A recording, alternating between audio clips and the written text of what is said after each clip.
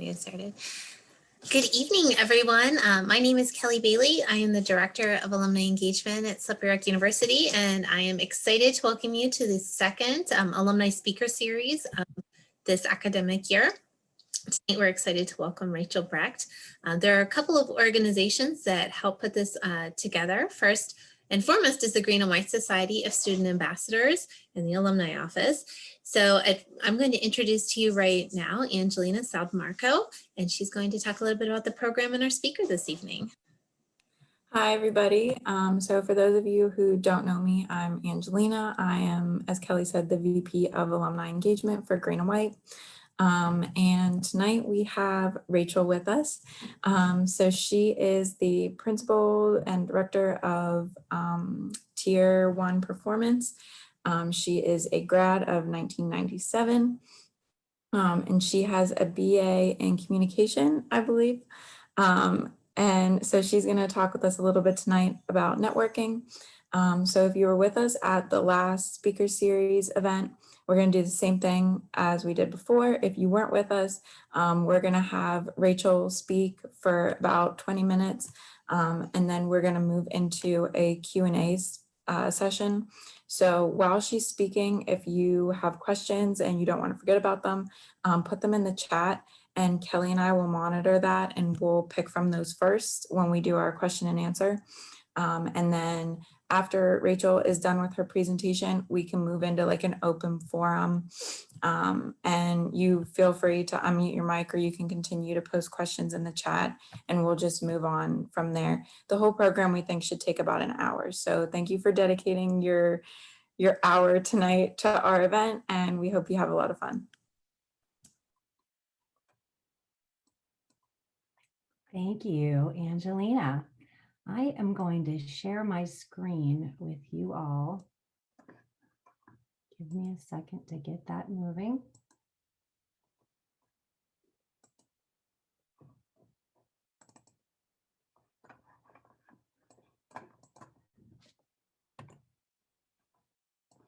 All right.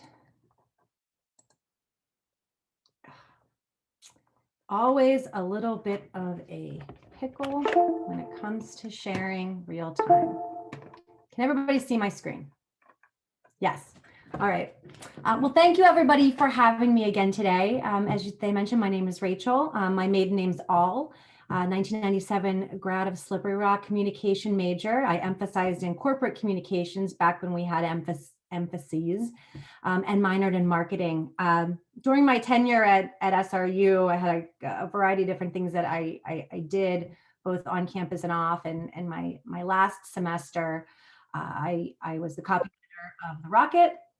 And I also worked in the graphics lab. I don't even know if that exists anymore on the communications team, but it was cutting edge back in 1997. And I worked as a student assistant in the graphics lab. And I'm going to spend some time today telling you a little bit about my story and my path relative to how my career has unfolded, thanks to my education at SRU and to the relationships that I made along the way.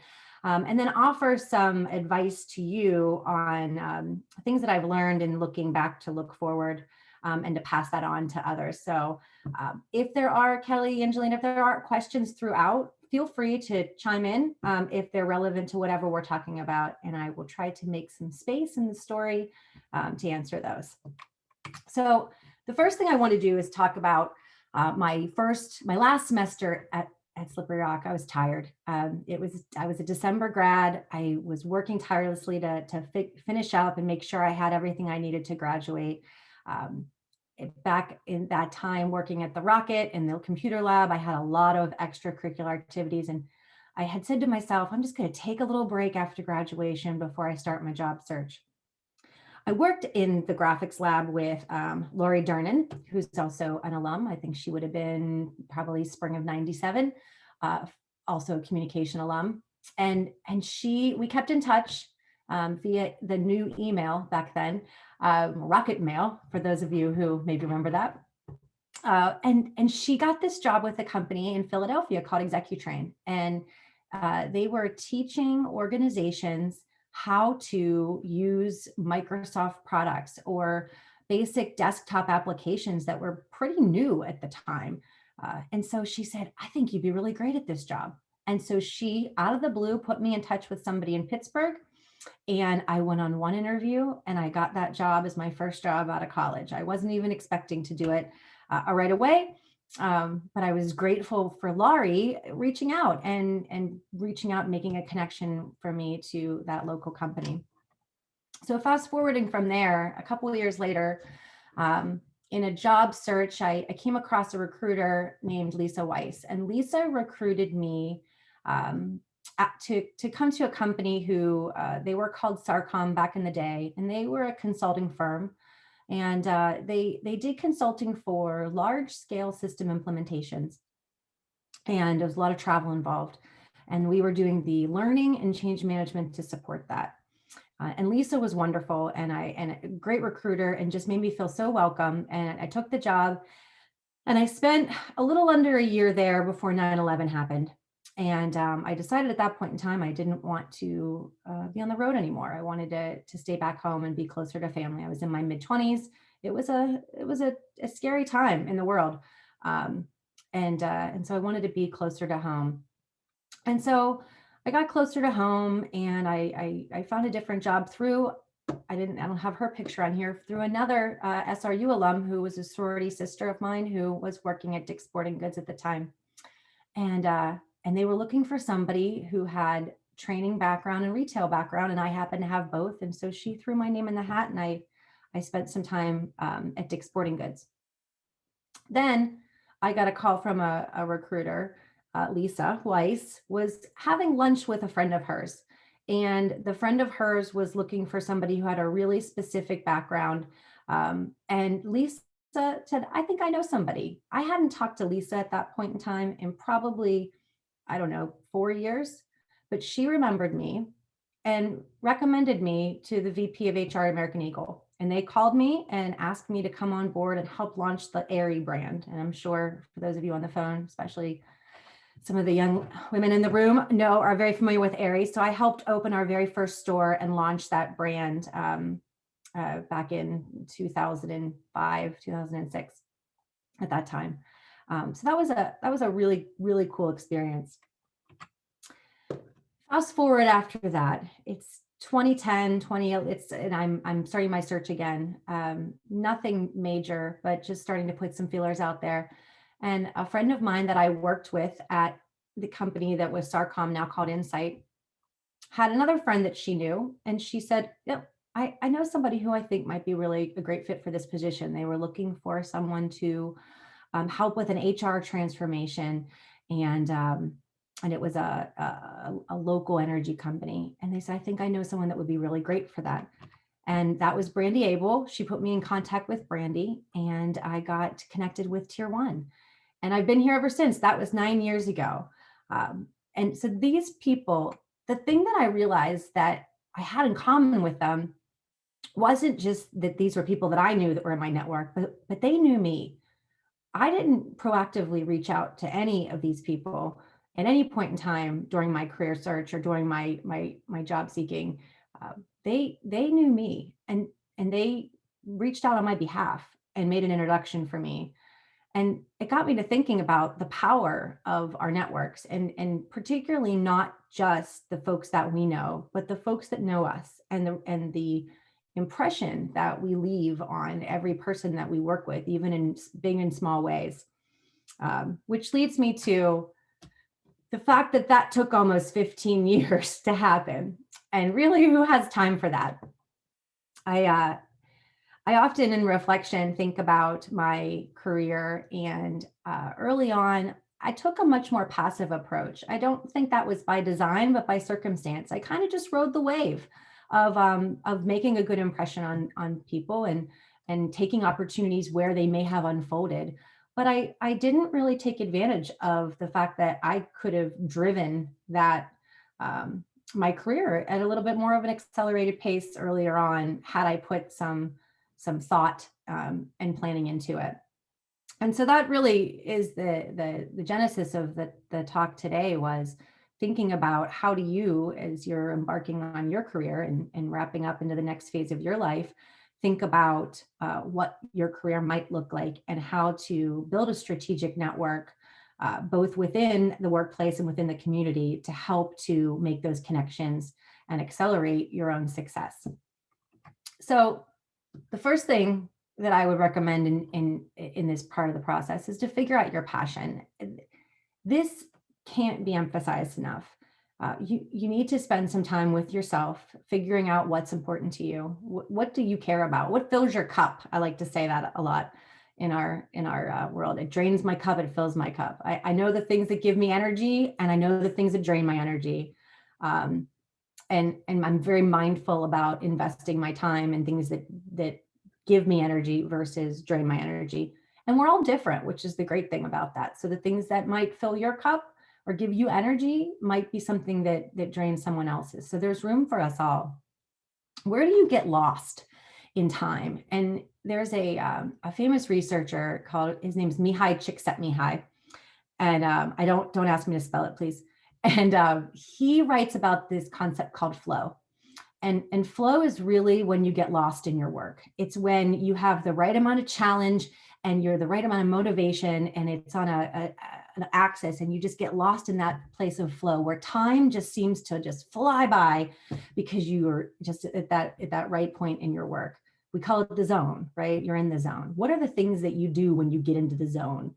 And those are important for you to know, because you can be mindful of looking for those types of alignment in the jobs that you're taking and the roles that you're taking. And also know what the deal breakers are for you too. You folks in particular, more than any other generation, have very clear ideas on your purpose, and organizations based on, a conscious capitalism model of where you want to invest your time and money and where you want to work versus where you might not want to work. And that's important for you to know out of the gate. So thinking about that passion, and the passion doesn't necessarily have to even be where you work. It's what you want to do. How do you want to contribute? It can be a job or a career. It can also be outside of that. I realized later in my career that I have a passion for women's leadership and helping build diverse networks of women within the greater Pittsburgh region, and connecting them to one another and focusing on building that next generation of leaders. That's something that I didn't know about myself early on in my career, but have recognized it later on. And just a little plug for my favorite little story, if you haven't read it, is The Alchemist by Paulo Coelho. And it's a paraphrase, but essentially the line in the story reads that when you're on your path, the universe will conspire to help you. And that just means that there's a piece of when you're in that place where you're meant to be, the things around you just fall into place. And it's not without work or effort, but you'll see it happening around you. And so if you need a beach read or an easy read, that's a great one. So once you figure out what your passion is, really the things that are important to you, next, take your time to explore what's possible. What type of organizations that are out there that share your values, the missions and purposes that you're drawn to, the purpose of my organization. So I work for Tier 1 as a strategy activation firm. So we help Fortune 1000 companies activate their strategies through people. And our mission is improving the performance of organizations through the performance of people to build a better world. We are members of Conscious Capitalism. We're a certified B Corporation, which means that we look at the triple bottom line of people, profit, and planet equally. Those are things that are important to a lot of the folks that come on board with us. They want to understand how the work that we do impacts the world around them. It's also interesting to see the nonprofits that the organizations support. So as you're thinking about your career and you're thinking about the organizations you might want to work for, look at where they are in the community. This is a really important piece that I didn't realize earlier in my career. There is a tremendous amount of energy and money and volunteer hours put into nonprofits in whatever city it is that you think you'll be residing in. And there's a lot of executives and a lot of opportunity to connect with people within those networks. So look at if PNC Bank is where you think you might want to work. Look at the places where PNC people show up. Look at the types of work that they do. What type of jobs do they have in the community? What type of jobs do they have at the organization? Who works there that you know? personally, or that your parents or your family or your extended network knows. Anybody, doesn't matter. But make that list. Figure out where those possibilities lie for you, wherever they might be.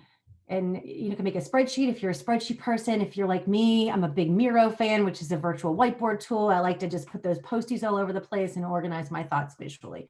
Whatever it is that you think is calling to you, make that list. Figure out what's out there that might align with what's important to you and your passions. And then the last piece of that really is then create a plan. Make those connections in your network.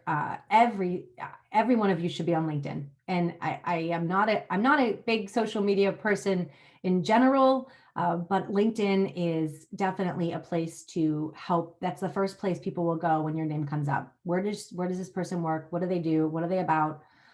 Where do they volunteer? Where do they give their time? What's important to them? I can't emphasize enough the power in getting involved. A lot of the nonprofits and a lot of the professional organizations will, they're a pay to play at a more senior level, where some of the organizations are donation based, but there is always space to give your time and to start small in some committees and get your name out there and get yourself seen and align yourself with leaders who might be chairing events or chairing drives. I can't tell you the number of people that I've met through these networks, both who are my peer group and both who are our next generation of leaders who are showing up in a big way to make a big difference in the community. And that's where your passions lie too. Don't give your time for any other reason than it matters to you. And that will show up in the way that you'll be in the flow if you think about it from that perspective. Follow those organizations on your social media. It's important. Pittsburgh Business Times, if you're a Pittsburgh person or a local person, they're going to tell you who's who. You're going to see some patterns of people and names and companies who are doing really cool things that might align with your passion and what you think is possible out there. The biggest piece, ask for coffee. Ask for it. Ask for the meeting. Even if you're a little nervous and you're not sure, and this is like a really big deal, ask for it. The worst they're going to tell you is no. Ask for coffee and career advice, but in that same vein, know what you want, or at least what you think you want. So if someone's going to entertain you to have a cup of coffee, virtual coffee, it's even easier now than ever, right? Be very clear about what you're asking of them. Hey, I'd like 15 minutes of you to learn more about your career, learn more about your organization, learn more about the work that you do with the Greater Pittsburgh Community Food Bank. Learn about how you give back to the community. Learn about how you got promoted. Be very clear on what you want and what you're asking of them in their time. And as you think about what you want, try to be as clear as possible too. Just an anecdote there, as I'm working with younger women or younger men as well. When folks are just talking to me like, I don't know what I want to do, and I'm just trying to explore, and that's fine. But when you're asking someone to invest their time with you, be very clear with what you want to get out of that conversation, because I think that's something that will leave an impression on the person that you're meeting with. Be direct and bold and genuine and gracious as well. Those are qualities that will shine through. Know what you want, and you can be bold with those statements, and those are memorable things too. But also make sure that you're being yourself and being gracious for how people are investing time with you. And have a vision for what people will say about you. It's the adage about, your character is what people say when you leave the room. That's important. And so think about what you want. What is that impression that you want to leave, whether in any of these events, and craft the experience people have with you around that. And then importantly as well, take a few risks. That was, I wrote a piece for LinkedIn a few years ago that was advice to my 25-year-old self. And as I mentioned, my career path unfolded in a more passive way. And I wasn't a big risk taker. And I wish I would have taken more risks earlier in my career. A few bold steps may have helped to accelerate. And so that's just some wisdom I'd like to impart onto you all. Listed on the bottom of there are just some of the organizations that I've gotten involved with over the years. And I'm currently involved with all of them now. I'm part of the leadership team for the Pittsburgh Women's Alliance, which brings together women-owned businesses, nonprofits, or employee resource groups from all the organizations in the Pittsburgh region as a place for them to connect, share, and advance with each other. The United Way Women's Leadership Council. I'm on the board of the Greater Pittsburgh Community Food Bank and of the St. Clair Hospital Foundation. I'm chairing an event next month for the National Association of Corporate Directors, talking about the future of board leadership, particularly for-profit companies. And I was on the executive committee for the American Heart Association's Go Red for Women campaign. And I will tell you that these affiliations and these organizations I got involved with have only manifested themselves in probably the past 6 or 7 years. And so it takes time. And it started with exactly what I mentioned to you here, with figuring out what your passion is, mapping out what's possible, and then creating a plan where all those align. And that plan, after 6 or 7 years, came to fruition. And for you, it can be even faster if you take these tips to heart and help carve your own path in the world.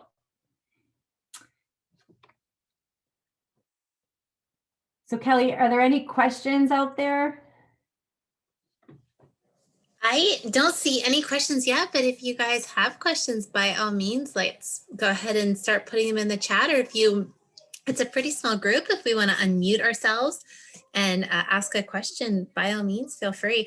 I'll just echo like your talk about getting involved with nonprofits and nonprofit organizations and different community organizations. There are so many to choose from, and they're not going to be looking for you. You have to go to them. And I think that that's just great advice. I can echo that. Rachel knows what she's talking about. You meet just a whole lot of different people through those shared love of what you are trying to accomplish in your community. It's very important. And I've never met a nonprofit that says no to a volunteer.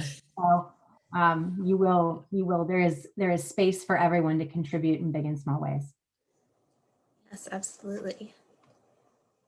Does anyone have any questions for Rachel? Well, I'll ask one for you to kind of get the conversation started here, but what was professionally, what was the worst thing that's ever happened to you, and how did you overcome that? And just most importantly, how did you overcome it? Gosh, that's a tough one. I don't know that it was necessarily the worst thing, but it was I'll call it a pivot point. It was a moment of clarity, if you can think about it. So I was, my role at the time, I was in charge of all communication for American Eagle Outfitters. So all the portfolio of stores at that point in time, American Eagle stores, Aerie, and we had 77 kids at the time. And I had a vacancy on my team, and my boss at the time had someone in mind he wanted for the position. I was pushing hard for someone else. And, for reasons that happen, unfortunately, sometimes in organizations, his vote mattered more than mine at the time. And we hired the candidate that he wanted to, and it wasn't a good fit at all. This person ended up leaving without notice, just kind of walking out the week of Thanksgiving. And for those of you who are in retail or have ever worked retail, and even corporate retail is even, it's heavier because you're trying to be, the communication gateway. And so we got left high and dry, my team, and we rallied that whole holiday season, which was really, really difficult. We were understaffed, and it's a tough season to begin with. And I vividly remember having a conversation with my boss about sustainability of my team and trying to preserve the fact that they were very overworked, and there were lack of engagement. They were losing their luster. And he made a comment to me that he said, well, you knew what you were getting into when you took this role. And I reflected on that quite a bit. And I thought, that's absolutely not true. And so for me, that was a pivotal moment about owning my space and owning my career, and making sure that my voice and my team's voice, for that matter, because I was advocating for a whole team, is being honored and heard. And so I knew at that point in time I was going to make a career shift, because I had that moment of clarity that I recognized that what this experience wasn't aligned with what was important to me. And also where I felt like I really could grow and do my best work. And so I will say it might not be the worst thing. And that was probably one of the most pivotal moments. And one thing I will add, Kelly, now that I just dawned on me, the worst part professionally was being on a client site over 9/11. I think that was really, really difficult, being away from home and in Florida and on the road, and just trying to make heads or tails of that. So, well, not really a professional piece, but just like where it all merged together. So You would have been just just a couple years out of school too. So definitely yeah. that was I think a lot of us who were working remember kind of where we were standing for that moment. We've got a couple questions in the sidebar. Awesome. I'm going to go to Matt had a question. What are some important qualities employers look for in potential employees? That's a great question, Matt. Well, I can speak. So a couple of things to consider. Know the role well that they're looking for.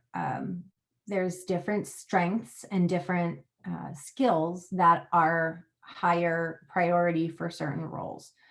Now that said, they might be very specific to role. I think the way that the world is evolving and the way that the landscape is evolving right now, your ability to work with ambiguity, deal with the unknown, looking at disparate things that are happening and try to make sense of them, a growth mindset. And if you're not familiar with the term, there's Carol Dweck has done a significant amount of research on the growth mindset. And it really is this idea of we are all lifelong learners, that we all want to lean into new experiences, and we have unlimited potential. And I think having those mindsets of I'm here to learn, I want to contribute, I want to add value, I will ask questions, are really important qualities. There always are going to be some skills that are relevant to the role, and for my work personally, you got to be able to write. That's like table stakes, is can you write, and can you write well, and then we can teach you a lot of other things. And that is something that I really believe that you folks coming into the workplace have over any other generation before you, is this kind of inherent ability to adapt to the changing lifestyle around you. I mean, everything has changed. Even 3 years ago, we didn't have this technology that we're doing right now. And so that ability to adapt quickly and leaning into that is important. So I see a comment about workplace conflicts in there. Can I roll with that one next? Yeah. I was actually just gonna direct that your way. Yeah, Emma has a question about conflict in the workplace and how you handle that. Great question, Emma. Two things come to mind specifically. So conflict arises in most cases because of a gap in clarity of expectations. And if you position the work that you do relative to what I expect from you and what you expect from me, and we frequent dialogue about expectations, those conflicts will be less. They still will happen. And the best advice I can give there is to be direct, be authentic, and stick with what you're experiencing. So you have to remember that our tendency is to talk about what someone else did and how it made us feel, or what we're observing. But if we reframe those piece of feedback through the lens of our own experience, this is what I experienced, what's going on behind the scenes, or how can I help, or what do we need to do to better align on expectations together, those will be mitigated a little quickly. There's always going to be a little bit of emotion, and people are going to need some time and space, but I'm just a big fan of aligning on expectations early and often, because then the conflicts are few and far between. That's a great question, though. So we had one specific about American Eagle.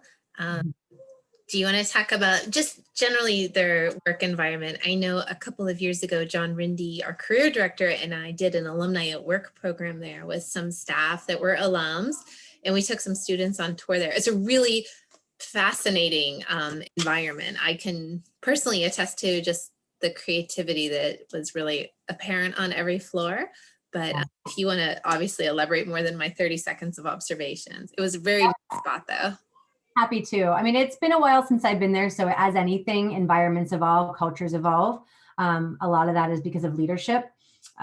Retail in general, particularly as you're thinking about a fashion retailer like American Eagle or others, are notoriously high paced because there's seasonality and there's a lot of decisions being made to directly impact business in the short term. And so the environment there, particularly in the organization that is the buying organization, and then the organization that helps support the stores like store operations, is very high paced. It's a significant opportunity to learn a tremendous amount. You will work hard. You will work a lot. And that's just the nature of that industry. But you will learn a tremendous amount. They have a fantastic rotational program, I believe, for new grads. I don't know if Kelly, I'm not sure if they're on campus with you guys or not. But they do have a great new grad program, an intern program, and you work in those programs as well. Their rotational program takes you through their whole buying organization and different roles, so you understand the life cycle from everything from the actual touching the merchandise and determining colors and assortment to the finances behind the scenes and how price at scale can definitely influence how much profit margins you're making on different products. So it's a great experience. I'm curious, because it was such a high collaborative experience, how they've adapted to our current environment. I don't know. I don't have as many. I know a few folks that are still there, but we haven't really connected since this started. But if it's a place that you're looking into, you will definitely learn a lot during your tenure there. You're on mute, Kelly. Trying to pass it to Angelina. Angelina's got the next question. I actually have a question myself. What do you do with the American Heart Association? A great question. Well, it's a personal story. I found out when I turned 30, I was born with a bicuspid aortic valve, and I found out it'll be 30 years ago that I needed to have open heart surgery to have it replaced. And so clearly that was successful, and I'm here with you all today. But after that, I was called, again, think about passion, to help others. Because of my particular condition that I had no symptoms. I was at spinning class the week prior to learning I needed to have surgery. I knew I had the condition, but I had no side effects or symptoms of it. And so I had a personal passion to help other women in particular to listen to their bodies and be an advocate for their own health.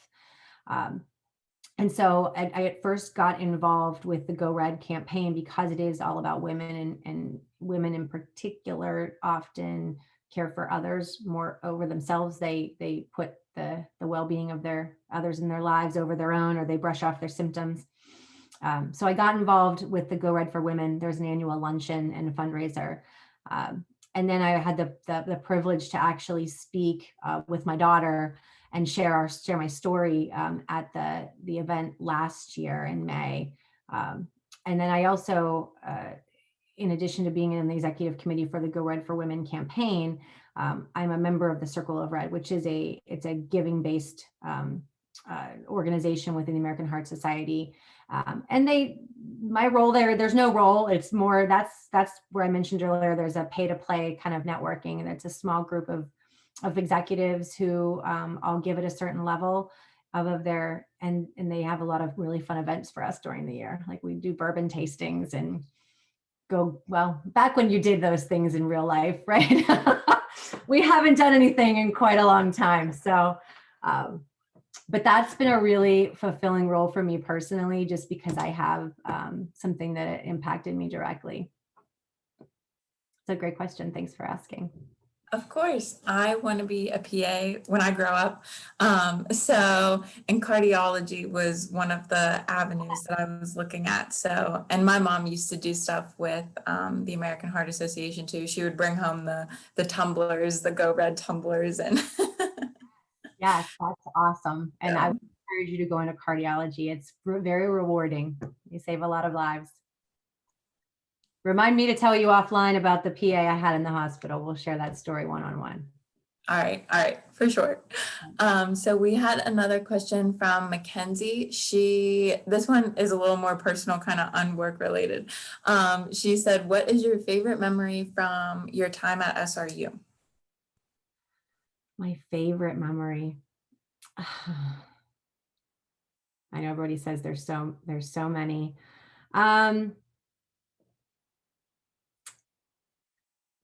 Gosh. So I guess there's a couple. And maybe not, it's not like a specific event, I would say, but it's the first warm day in spring. I just, there was always just the first time you could break out the shorts and you could walk around, and there was just a lot going on, and there was an energy on campus. And people were out, and it just, I remember I have a couple like mental snapshots of those days in my head, like that first warm day after the long cold winter. I loved sled riding down the ski lodge hill. Like we just did, that was always fun. I don't even know if that's still there or not.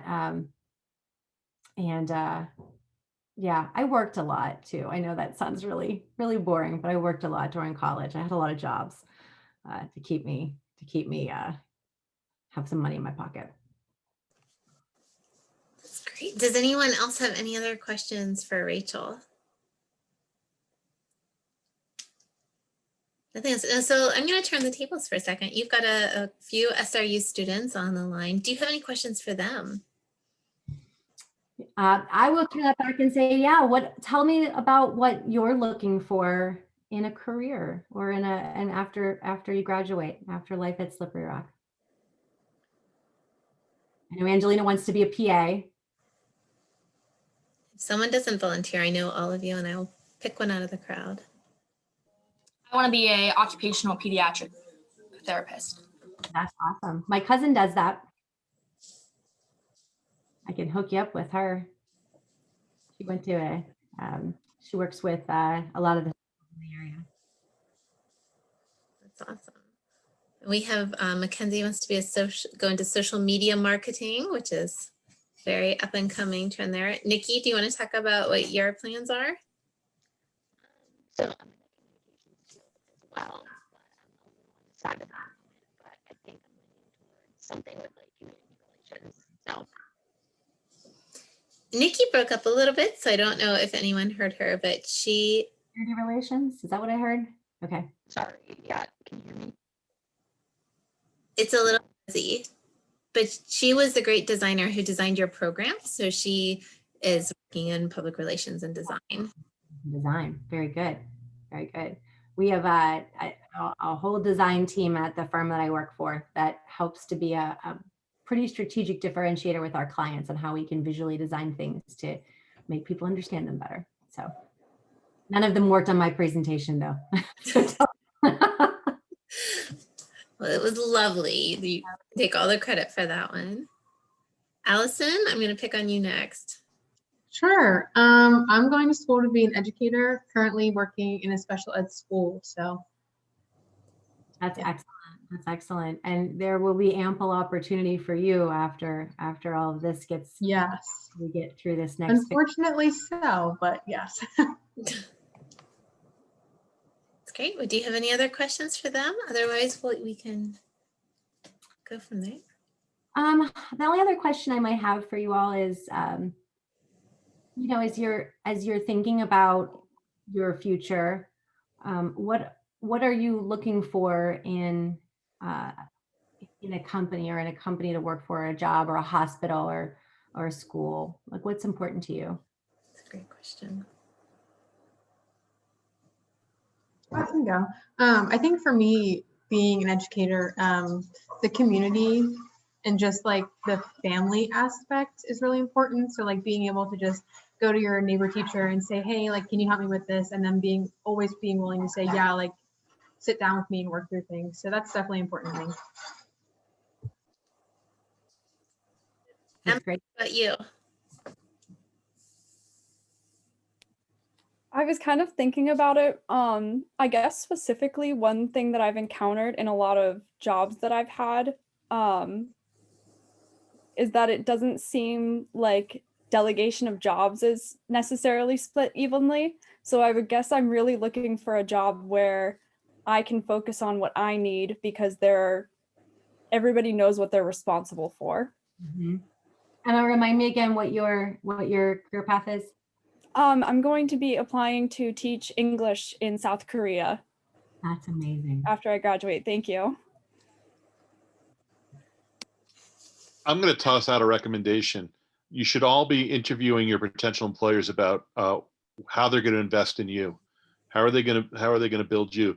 When you go, I know there's going to be a sense of desperation to go out and get a job and get hired, but you should be interviewing your employers as much as they interview you, because the fit really does matter, and what they're willing to invest in you really does matter.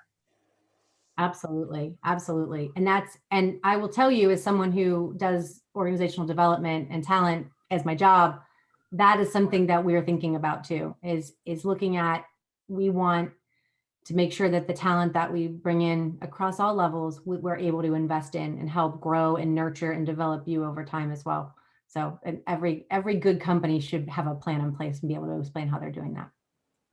Okay, I have another question. So when you're doing your interview and they turn it around and they say, do you have any questions for me?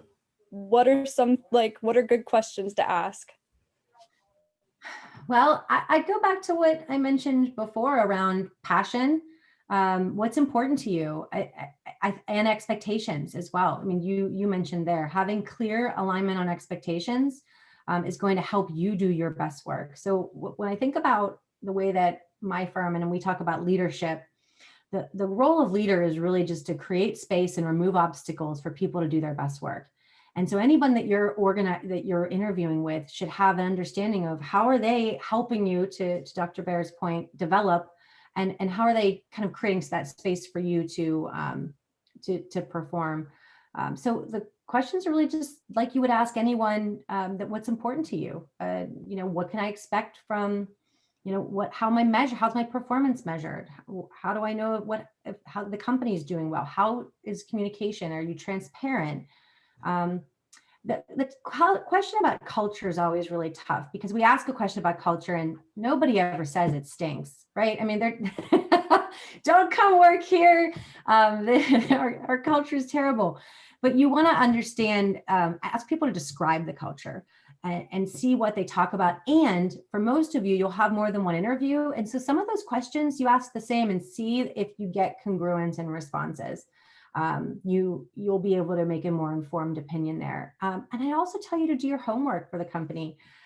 If it's a publicly traded company on Wall Street, they have a 10K document that they file with the Securities and Exchange Commission every year, that usually an annual report that will talk a little bit about the company and what's important to them and what they've invested in this year, and what the risks are for the company. I'm sure none of them had COVID on the list, but they will probably next year. And so those are things that, although some of the terms might not be something you're familiar with, there will be common concepts in there that you'll understand, and that'll help to inform your thinking. Talk to me about, what is your social impact? Do you have a corporate social responsibility team, if that's something that's important to you? And so aligning up front again on what's really important for you, to do your best work in a company. What do you want the culture to be like? What do you want the experience to be? Do you need clear guidelines, or do you want a lot of space to create? And then ask your questions and see if you can get alignment between those spaces. Thank you. Ask questions. I want to emphasize, do your homework on wherever you're getting employed. The worst thing, I interview lots and lots of people. To have someone ask me a question they could have found out from our webpage, it's an embarrassment to both of us. Agreed. And it doesn't take a lot of time either. Yeah, yeah. What else can I answer for you?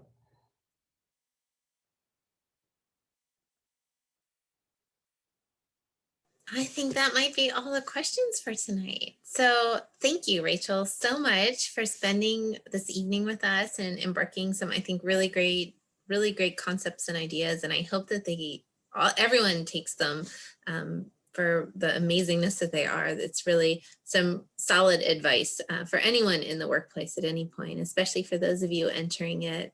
It's a different world out there, of course, than it was when Rachel and I graduated, and it's gonna be a grand adventure. You folks are uniquely prepared to tackle it, and so I want you to realize that that these organizations need you. And although the landscape right now is a little more competitive than it was a year ago, and it may take a while, but they do need you.